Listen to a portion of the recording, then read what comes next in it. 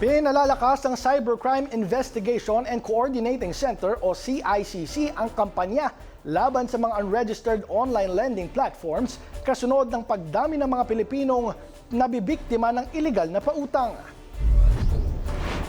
Ayon kay CICC Executive Director Renato Aboy Paraiso, nakikipag-ugnayan na ang CICC sa iba't ibang ahensya gaya ng Security and Exchange Commission para sa regulasyon ng mga law enforcement partners para mapanagot ang mga sangkot at telcos at social media platforms upang maalis ang mga account na ginagamit sa pananamantala.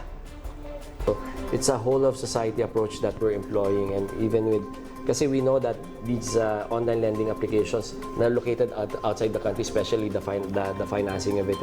So we collaborate also with our counterparts outside the countries para naman mapigilan itong mga ganitong practices, illegal practices sa ating bansa. Ipinaalala rin ni Paraiso sa publiko na i-report sa mga otoridad kung makakaranas ng scam o panloloko mula sa lending apps. Don't be a victim. Don't be a silent victim for that matter. Karamihan ho sa atin nahihiya. Parang tayo pa yung mali na hinaharas tayo. Tayo pa yung mali na na-scam tayo. No?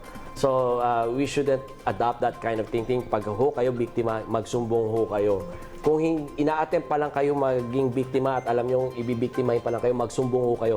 Para na lang ho, hindi makapambiktima po. Kasi if you're being victimized, it's a big factor, it's a big plus for us na malaman namin kung sino-sino itong mga to, tanggalin natin yung number, i-take down natin yung accounts, tingnan natin kung makapambiktima pa ng ibang tao yung mga mahirapan na sila. Mapapanood ang kabuuang detalye ng balitang ito sa PH Insider mamayang alas 8 ng gabi dito sa DATV.